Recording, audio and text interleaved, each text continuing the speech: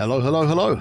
Hooligan Soccer Podcast coming at you, as usual, Thursday afternoon session as we get ready for the Premier League weekend fixtures with myself, Gary Striker, and the Qooligan. Qooligan, how has this come around? This week has gone very quickly with Champions League, Europa League, Conference League, and all the Premier League activity. There's been a lot of activity going on at the last couple. Yeah, Europa League is going on right now, and I'm a little perturbed that I'm here chatting with you and not watching it because it's been quite. The first halves have been quite exciting. Palace are playing today, is that right? So they're in there. Is that correct? Hello, newsflash! Already played, already won. Suck it, everybody else. Wow, they won their first European game. Try second. My God, second. What planet are you on? I mean, Chelsea are in the Champions League now as well, so I've kind of elevated up in terms of the composition where my attention is. Okay. That's what. It's going to be one of those podcasts, ladies and gentlemen. I would like to immediately announce this is for the heavyweight title, and the heavyweight is Gary is a heavyweight. I am fighting as a welterweight because I am slim and trim, but. No, we're going to go after each other. We're going after each other. So please follow, subscribe. You love the banter. We love the fighting. So come on in and support us in any way that you can. And if you agree, particularly with me, write in. If you disagree, particularly with Gary, write in. And we will continue to make wonderful mischief together. Crystal Palace did win, second win in a row, and they did it with 10 men. Thank you very much. They got a red card and played about 30 minutes down a man and still managed to win 2-0.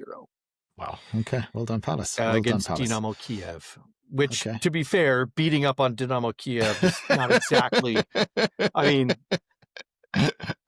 No, It just doesn't make you feel good. I mean, I don't like to see any Ukrainian team lose. I'm sorry, they're the underdogs in many ways. But that kind of chat could get you cancelled in this day and age, Qooligan, as well, beating up on the Ukrainians. But anyway, we shall move on. I'm just saying, it's like it was a win, but I'm not celebrating it. It just is. Yes. Okay. Right. Let's move on. So this is a Premier League. This is the run-up to Premier League game week 7, having obviously come through the first 6 game weeks as well. We're going to be covering some of the spicier fixtures that we thought would be the most entertaining. So why don't we start chronologically? Not the early morning fixture. There's a Friday game, which obviously Bournemouth Fulham. Yeah, this is okay. Mid-table clash. Leeds against Spurs early morning. Thank you for the programmers or Premier League at the Premier League for putting that early game with Leeds and Spurs, because that's got a 1-1 draw written all over it, I imagine. Yeah. I'm actually thinking that's a Leeds win. Spurs are wobbling and I've got lots of reasons, but we've chosen not to dive too deep into that. That's good because and let's save the Spurs conversation for later. Let's do that. Yeah. Let's pick up. I think the first big fixture of the weekend coming up is Arsenal hosting West Ham. So Espirito Despantis gets his not his first full game. He had his first game when he drew, which was good. We should make sure that we're pronouncing his name correctly. Good. It's Nuno Espirito dos Santos, isn't it? Is that correct? Santo. Dos Santo. Oh, there's no S on it. It's not singular, not plural. Yes. Oh my God. Nuno Espirito Santo. Espiritu or Espirito? Okay. Espiritu Santo. Oh, thank you for that. Qooligan. Nuno Espiritu Santo. Femi. It's Nuno's second game in charge. You can also just say Nuno and you're going to be a lot safer. Exactly. I think that's probably the easy way, yes. So Nuno's second game in charge, and now he's had a week to train with the West Ham boys against get out of jail merchants Arsenal, who just seem to really just sort of hang on and seem to be doing Liverpool things, right? They did this last week against Newcastle and sort of got a win in the dying seconds as well, and then in the Champions League as well, didn't they? They got a lucky get out of jail free. I mean, I don't think it was a lucky get out of jail. I thought they were okay in the Champions League. I mean, they were certainly better than Liverpool was, and I think you mentioned they're doing Liverpool things, so that actually that was a fantastic segue, although I know you didn't plan it, into what I think is going to happen in this game. And I think that's going to be a West Ham surprise win over Arsenal. Because much as Liverpool has gone on, gotten late winners, last gasp, pulled it all out, they've also stumbled. And this is Arsenal's time to stumble. And firstly, I want to congratulate West Ham for staying up in the Premier League. Because I do think that with the appointment of Nuno, they have secured themselves another year in the Premier League. They're 19th now. Yeah. And so that's a bad spot. But let's see, when Nuno joined his last team, they were in 19th. It's funny how that turned out. I have a feeling he's going to be able to do it again because that's what Nuno does. He takes teams in bad spaces and he makes them better without adding new people. Except Spurs. But I don't think Spurs was in a bad spot when they hired him. I would argue that Spurs was actually in too good a spot to hire someone like Nuno. Maybe he's that kind of manager. He's a bounce manager, right? Yeah, he pulls you up, doesn't hold you up, right? Yeah. And so in that regard, Arsenal should watch their back, right? This is a derby. It's a derby, and all the derbies, weird things happen in derbies, and so I would be very, very wary. And Arteta tends to overthink this stuff, right? So, yeah, I agree. Yeah. I think you make a very good point there because the leadership of West Ham, while I'm not covering them in glory or giving them any flowers or rounds of applause, they've acted swiftly and decisively rather than they could have hung on, waited for the international break, come back on the other side. And in that time, 2 games would have happened. And if you look at the league table, although, yes, they are in 19th as well, I mean, they can, if they get a win, that can move them up to 13th place potentially. I'm saying, assuming the other teams lose, but there's not they haven't been sort of cut adrift and are just floating out to sea into the horizon to be forgotten about the way like Southampton did last season, for example. So I also suspect that the rumor mill is circling over Old Trafford about who's going to be the next manager. And I think we called it here first and claimed that Nuno's would be a great hire for United, but I think maybe they looked into that. Obviously, we know Karen Brady and David Sullivan are listening to this podcast aggressively and religiously, probably took our advice and decided to jump and make that more call before Man United. Smart move. And they must have known it. They must have known it as well. I mean, it was glaringly obvious that United was going to be in the market. And they said, let's go. Let's just do this. Let's pull the trigger now. Yeah, right? I agree. Pull the Band-Aid off. Yeah. Right. Cauterize the wound. Move on. Done. Yeah. Yeah, it's true. It's smart. And like I said, it's going to get them another year. So absolutely. Well done. Yeah, kudos. Well done. Predictions here? I mean, I don't know. I think 2-1. I think it's 2-1 West Ham. Interesting. I think it's 2-1 West Ham, and I think it's a late goal because the late goals seem to be the theme. They're the theme of the early part of the Premier League. They do.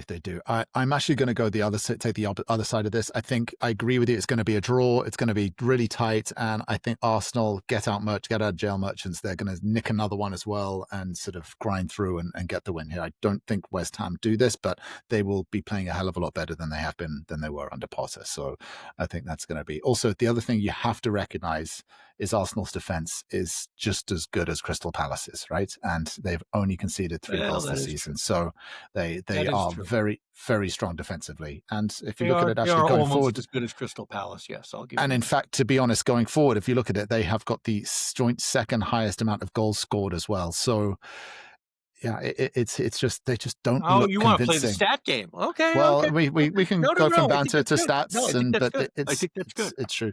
Yeah, I think that they're just gonna. It just feels like this is going to be that one of that Arsenal wake up, sort of just see it, and Arsenal have sort of nicked it again. It's going to be like an as a sort of thunderbolt or something like that in the 99 minutes, as Arsenal seem to be doing lately these days. So yeah, that's our predictions there. We will. And by the way, I would just like to say that you did call.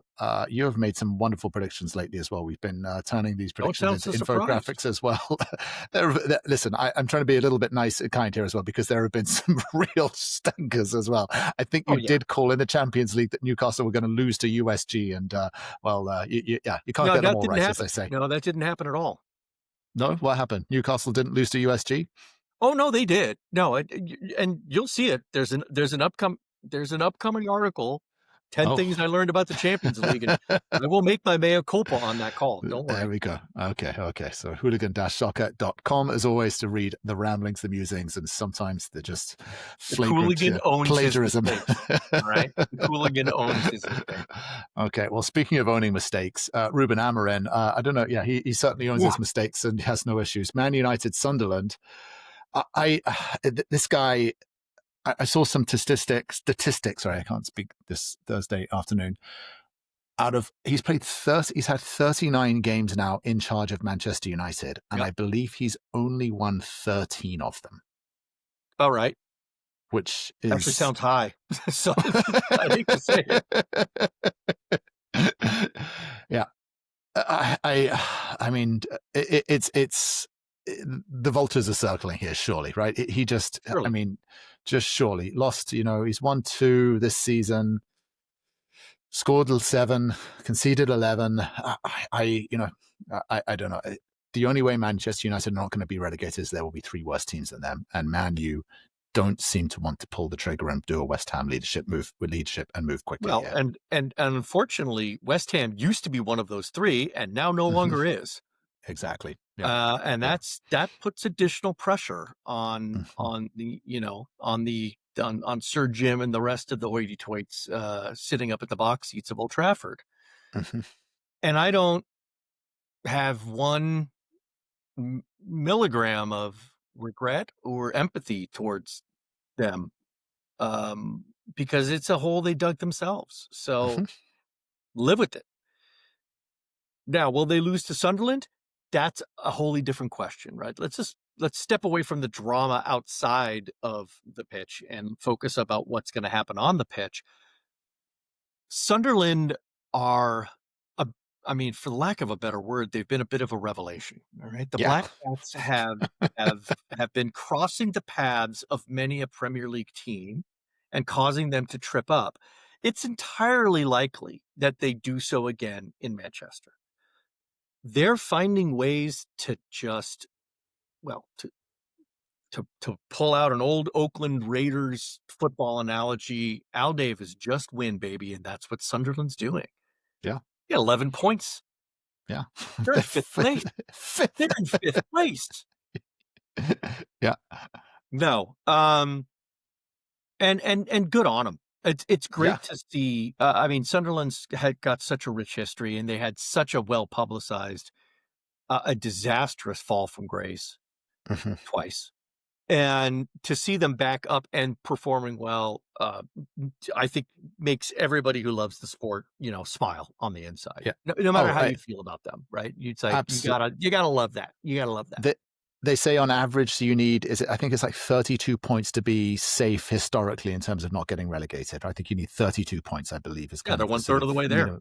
Already. Exactly. It's 6 games in. Yeah, exactly. That's so great. Sunderland, unless they have a precipitous drop-off, which I don't think will happen, they're going to be safe. And so that sort of, I think it's been 3 seasons in a row have gone where the 3 who have gone promoted have then just gone straight back down. And there's been that sort of, just that sort of up and down yo-yoing as well. And so that looks like this season's going to buck the trend a little bit here because, Sunderland look to be doing very well and look safe. Well, the 3 promoted teams, right? So you've got Sunderland, you've got Leeds, and you've got Burnley, right? They have 23 points between them in 6 games. No other no other promoted trifecta or promoted treble has come even close to that in the last 5, maybe even 6 seasons. So that's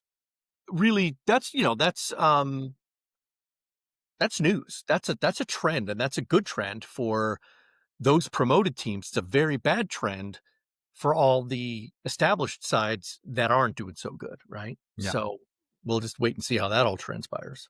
Yeah, Man U are at home on this one.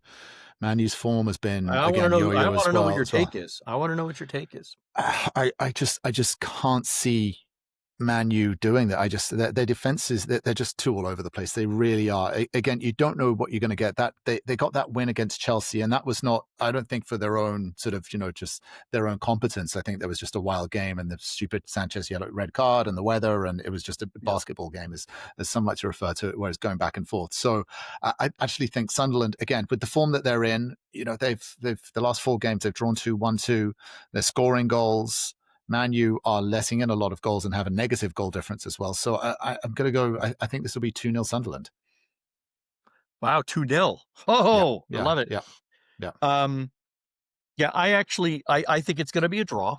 I think it's going to be a 1-1 draw with Sunderland and Manchester United, which is still a good result for Sunderland and is just intriguing enough to make the Amorim seat really, really, really, really hot. Just really keep him that he keeps really getting a win just as he needs it, doesn't he? And so they're like, we'll give him a few more games, we'll give him, and it's dangerous. This is where leadership comes in. You have to make a hard decision, say, look, we're not going to have a turnaround of fortunes here, because if this keeps bleeding on, look, we're just in the beginning of October, international break, all of a sudden we're in the middle of October, and let's say he gets a draw and a win, suddenly gets into November, he could make his way to Christmas. He could make it to the Christmas period. Sure. But then what happens during the Crucible, right? That Crucible period is going to be. And then they say they don't have the steel to resist the Crucible, man. It's not going to happen. And they'll want to move him in, and they'll want to bring someone in before a transfer window as well, so they can light some more money on fire that they don't have. And so okay, all right, so that's Sunderland, Man United, Sunderland.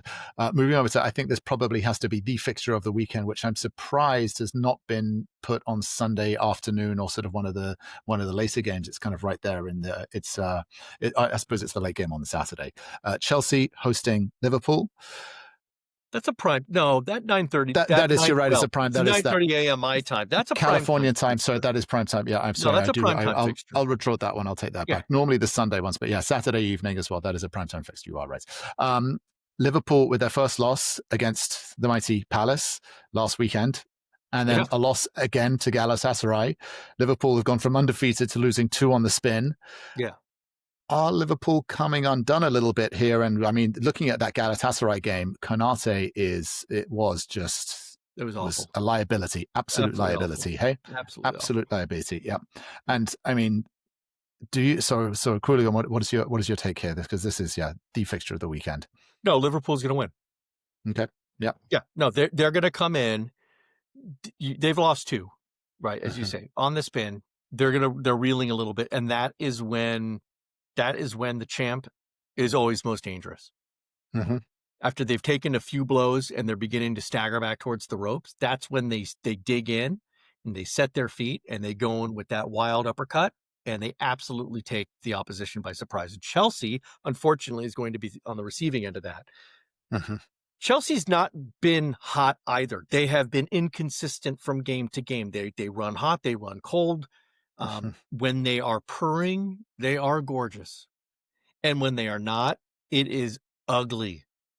And I'm afraid that this is going to be one of those games where the ugly side comes out and Liverpool's going to take advantage. Okay. Yeah. Score prediction. I'm going 2-0. Oh, wow. Liverpool. Okay. That's, I think, look, Chelsea, again, another player sent off in midweek, João Pedro, for stupid 2 yellow cards as well. The first yellow card, I don't even know what he got exactly for. The second one, a high boot. And then obviously the previous weekend against Brighton as well. Who was it? Trevor Chalobah, I think it was, who gets sent off. Yep. So this is, again, Chelsea have a disciplinary issue. There's too many red cards. I don't think you can cry conspiracy and say that everyone's out to get Chelsea. They're just stupid. And it would line up coincidentally with the average age of their team is one of the youngest in the league as well. So that's inexperience, lack of discipline coming in. When Chelsea lose, it goes for a man down. And then I would also say Maresca is also I think he did recognize it in his one of his press conferences. One I saw, which was he did say, "I have been making some bad decisions in terms of the reactions to the red cards and sort of who you bring on and who you bring off." That Man United game was a prime example of that. I think if Chelsea can keep 11 players on the field, there's going to be a bit of my hope is there's a bounce, but I agree it's going to be a great matchup, and always these games are always very good. Liverpool-Chelsea games are always very, very, very entertaining. I think both games will raise their bar. I know Chelsea are missing some key players. Cole Palmer's still injured. Delap is injured. They've probably got some suspensions as well. I wonder if Estevao starts and how he plays. Chalaba's out. We know that. Chalaba's out because he got suspended. Yeah, he's suspended, and there's some injuries going on as well. So although Garnacho did look okay, obviously with his first start against Benfica as well. So I agree. I don't see Chelsea sort of dominating, killing this one. I think this is going to be 2-1 Liverpool. As a Chelsea fan, and Chelsea have just not been playing well enough. Okay. Going against the side. That's fair. I think it would be foolish to go and say, yes, we're going to absolutely win 3-0. We're going to go crush them. Sure, I would love that, but I just think the way Chelsea are playing, my head is saying that's not very. That's very realistic.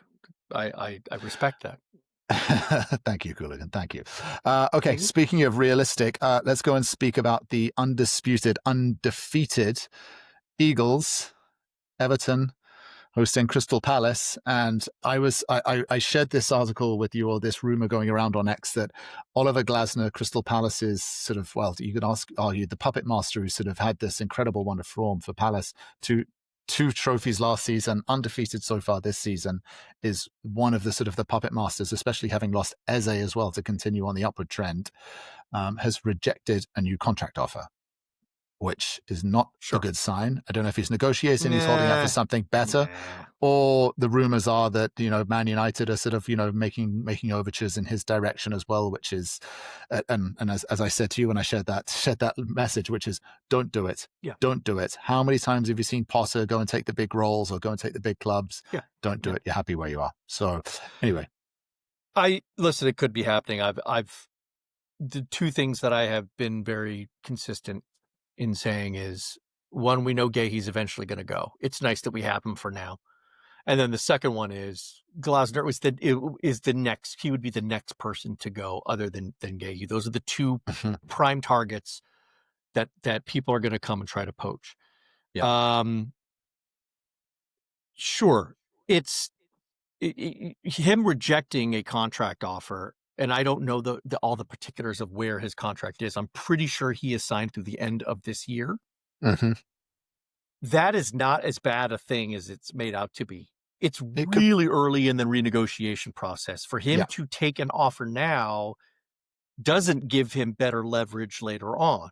Mm-hmm. If he rejects the offer now and they are still in the top 5 come Christmas, his negotiating position becomes that much stronger. So from his perspective, that's just good business. Would we expect Glasner to do something stupid? No, he's a very smart and savvy guy. He has taken a team that has had its top talent poached year after year after year, forged them into a very good cohesive unit, is building up to prepare for the next person who's going to come and poach talent, right? Doing it on a budget that is minuscule compared to all the other big fish. So no, he could go. Yeah. I agree with you. It would be a bad idea for him to go to United because he would not get the same level of support, right? Yeah. Oliver Glasner, if you are listening, here is just don't do a Graham Potter. No, don't go there. Say 9, Duncan. Don't go there. We've seen this too many times where they go and take the big roles. It doesn't well. You're going to get paid. You're going to get a payday. Don't do it. Just keep grinding away and keep doing wonderful things with Palace. It really is a true story. It is. Yeah. So speaking of which, back to the game. Now we've gotten the drama off the pitch aside. Let's focus on what the game is going to be. And I actually think this will be the most challenging game that Crystal Palace has played this year. Yeah. They've always been able to go into every other game with that faint whiff of underdog, right? That faint wet underdog, I should say. Right? Wet dog. Yeah. This is no longer the case. They are high flying. They are true eagles, and therefore they're going to be targeted.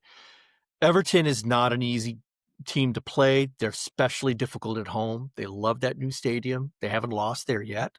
And I think they got a draw, but no, this is not a walk in the park. I actually think Liverpool at Selhurst was easier in some ways. Okay. But I don't think Palace lose again. I'm going with a draw. I'm going with a big 2-2 draw. It's gonna be a great match. Grealish will get an assist, but it's gonna end a 2-2 draw. Crystal Palace will continue to not lose, but they're gonna drop some places in the table. Wow. I listen. I agree that Everton are high flying. Going to I was going to say Goodison Park now. They have a new stadium, so that is no longer. I can no longer say that. You gotta love Hill Dickinson. Got it. It looks wonderful. It looks like a magnificent stadium. I actually saw it. I was in Liverpool a number of years ago and saw it being constructed right there on the water's edge. It's fantastic. I agree. Everton are not an easy place. Everton do look revitalized under David Moyes, especially with Jack Grealish in there as well. Looks very, very sort of good.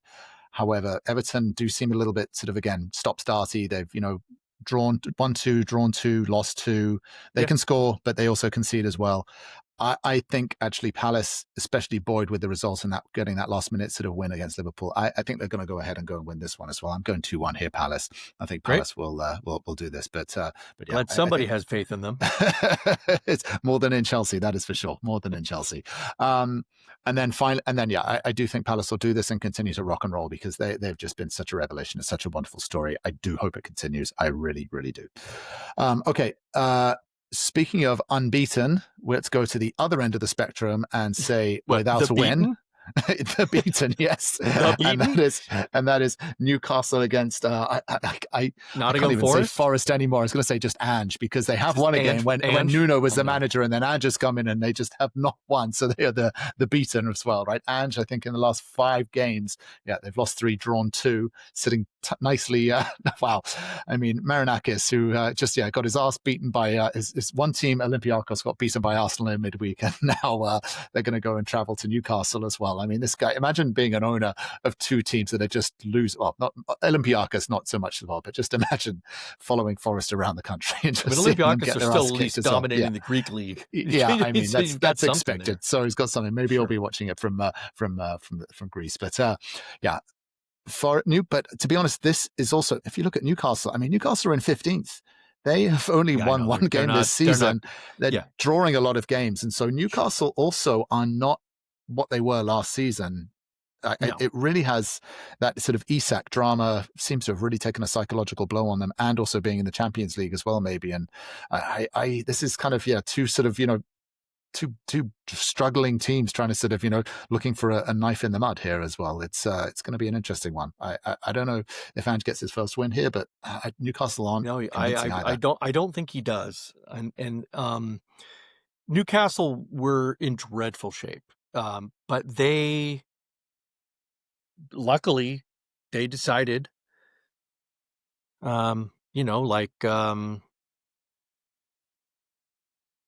Colin Farrell, to take a trip over to Belgium and revitalize, right? And so, they didn't exactly visit Bruges, but they did visit, Saint-Gilles.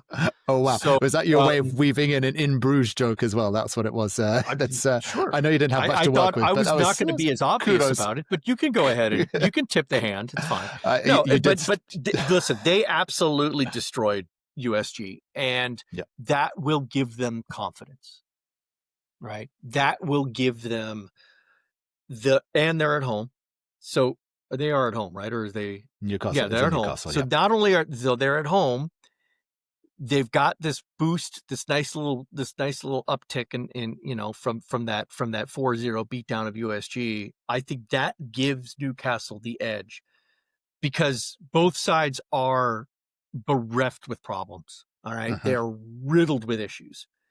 So it really is going to come down to who's coming in hotter. And that clearly favors Newcastle. Just so you know, we don't know what the outcome is going to be, but currently Nottingham Forest is losing to Midtjylland, to the Danish side in Europa League. What's going on? What is going on, Ange? Come on, Ange. So, oh my God, if he, come on, you know, if he loses that one, that means 2, 4, 6 games. 6 games, no without wins. A win. Yeah. No team goes into a stadium like St. James's on that type of psychological, that type of psychological beating state and wins. Yeah, it's confidence is low. Confidence is low. Yeah, confidence is going to be so low. And it's amazing how it seemed to have all come undone from Nottingham Forest, all from that one game when Marinakis stormed onto the field last season. They just started to they dropped off. Remember, they were getting close into the top 4 in the last 5 games of the season. Marinakis had that. There was a whole bunch of sort of noise around it. They dropped off. They fell out of it. Then Nuno ended up leaving, and then they brought in Ange, thinking it was a good thing. And Ange won't even get to his second season and go and win in his second season, because if he carries at this rate, they could go down. Hey, they could go down. Yeah, it's possible. Mm-hmm. Yeah. So if you want predictions, I've got to go. I'm actually going to go Newcastle 3-1. Yeah, I was thinking something similar. I was thinking 3-0 as well. I don't see Forrest scoring here at Newcastle, and I think I think Newcastle again. If they can just use that Champions League result and that 4-0 win and get a bounce, you could argue it's a much lesser side. So the 4-0 maybe sort of is probably not sort of But is it really a lesser side? I mean. I'm not gonna say this or that or the other thing, or try to compare USG to Nottingham, but USG were at least coming in as high flying, if not, they hadn't lost in 15 games. Mm-hmm. And sure, you can say, "Oh, it's Belgian league, blah blah blah." No, when you don't lose for 15 games, there's reasons. Mm-hmm. And they lost. They were beaten. Good for Newcastle, right? Yeah. Good teams rise to those occasions.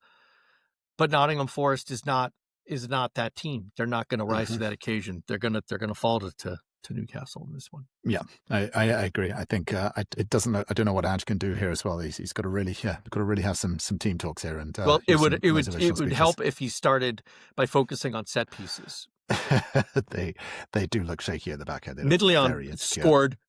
Their 2 goals came off of corner kicks. Did they? Okay. Mm-hmm. Come on, Ange. I love you. Come on, Ange. Let's keep it going. Okay, final game that we're going to cover, Man City against Brentford. I mean, just anyone that's got Erling Haaland in this form, I mean, it's just not a fair fight as well. It's not a fair fight. I also watched the Real Madrid game in midweek, and I was watching Thierry Henry's comments, and they were talking about Kylian Mbappe, how he looks just that bit leaner. He's got that bit of pace back, and the same with Haaland as well. He's an absolute beast, but he just looks on it, just fits, raring to go. I think he's top goal scorer. I think he's scored 6 or 7 goals already this season in the Premier League as well. He's just also got a new Champions League record, 52 goals in 50 appearances, which is incredible. If you've got Haaland in the team, and I don't think the other guys around him have quite clicked completely. Like Reinders, he looks good, but I don't see him. Marmoush seems to be a bit of a flop. Savinho as well is yet to sort of come good. It's good to see Rodri back in the team as well and pulling the strings there, although he's a bit way off from his Ballon d'Or sort of winning form that he had 2 seasons ago. But it's hard to see Brentford getting anything out of this against Man City. Would you agree? No, I wouldn't. And here's the thing. Haaland is incredible. He's a wrecking ball. The problem is that he's doing all of it, and City have, in the Champions League fixture, he scored 2, and it didn't matter because they conceded 2, and they ended up getting the draw. Yeah. When that happened, Brentford aren't quite as bad as I expected them to be. I expected Brentford to be an absolute disaster this year, and they're not. And that's, I think a testament to their new manager, who's sort of been continuing the Thomas Frank sort of tradition within the club. He is not. Frank didn't leave, and he didn't come in and say, as a new manager, I'm making changes. No, he went, you know what? Let's try to keep things simpatico. Let's try to move things along and just get through this year. And so they're doing that. I actually think Brentford surprised Man City. I think it ends up being a 1-1 draw. Wow. Okay. I'm not going to predict a City loss. I think it's going to be a 1-1 draw. Yeah. I think Haaland is going to be frustrated. I think there's going to be some exceptional defense, some exceptional goalkeeping on the Brentford side. But it's going to take that type of insanity, craziness, brilliance, whatever you want to call it. But no, I do think that they're going to I think they're going to surprise them. I really do. Okay, interesting. I mean, I think remember they've got Keller now, right? Brentford. Yeah. He's a world-class goalkeeper. Right? He was the backup. He was Liverpool's backup for years. He's a very good goalkeeper. So no, I think they're going to. Yeah, I look. I don't think he's a bad goalkeeper. I know he moved to go and get game time, absolutely as well. But if you can, world class. I mean, Donnarumma, yes, absolutely world class goalkeeper. Kelleher, I'm not saying he's bad. He's definitely better than Sanchez for Chelsea for sure. Absolutely as well. Definitely in better form. Trust me, Chelsea would love to have him. I'm surprised Chelsea didn't. Yeah, I don't see. I think when you've got Erling Haaland in that kind of form, it's as you said, he's a wrecking ball. I think City 2-0, and I think Haaland gets a goal and an assist. I think he's just too good. So yeah, wonderful. I mean, it all depends on whether Brentford is going to allow and play a high line and give Haaland those balls that come over the top. That's where he's the most dangerous. And I think that anybody who has is going to learn that's not what you can't try to play that high line with him and run that razor's edge, because he will cut you, right? Yeah. Yeah, he will. So. Yeah, that's the thing. That's the balance. If you play the high line, they'll cut through you with the pace, and if you play deep, they'll just come at you and they'll just press you and sort of play you through that. Wonderful. Well, as we ran into a little bit of extra time as well, Qooligan takes us through another wonderful week, and then we have the international breaks, which is, I think I read a wonderful piece of news that FIFA have declared that next season going forward, the September international break and the October international break are actually going to be merged into one international break at the beginning of the season as well, and it's not going to have this stop-start process. So it's going to be an elongated international break, but not a September and an October international break, which is good. I will say I've been trying to get tickets for the FIFA World Cup, and that has just been an absolute shit show. Didn't get selected, but I did get an email, and I had the option. Do you see what they've done? They've done a thing called a right to buy. Okay, so I could spend up to $300. Sorry, at least $300. Some are higher, some are in the thousands. There was one. So, for example, you could do a right to buy in the final, and you pick a team. So, for example, if I picked the US or England or Brazil or whatever, and I could spend $999, I get the option to buy a ticket to the final if that team makes it. Non-refundable. I don't know. I didn't read the small print, to be honest. I just looked at it. I was like, I'm not going to play these ridiculous games, and we'll find other ways to go and get tickets as well. But I just, right. I know this. I know this will. This is just the stuff that, grinds your gears as well as you love the inner workings of FIFA and all of the governing bodies. Anyway, enough on that. Qooligan, we are going to get back to it. I'll let you get back to the rest of the Europa League and Conference League, and also as well, we've got a lot of new content. But as always, guys, like, follow, subscribe, hooligan-soccer.com. Thank you very much. Peace.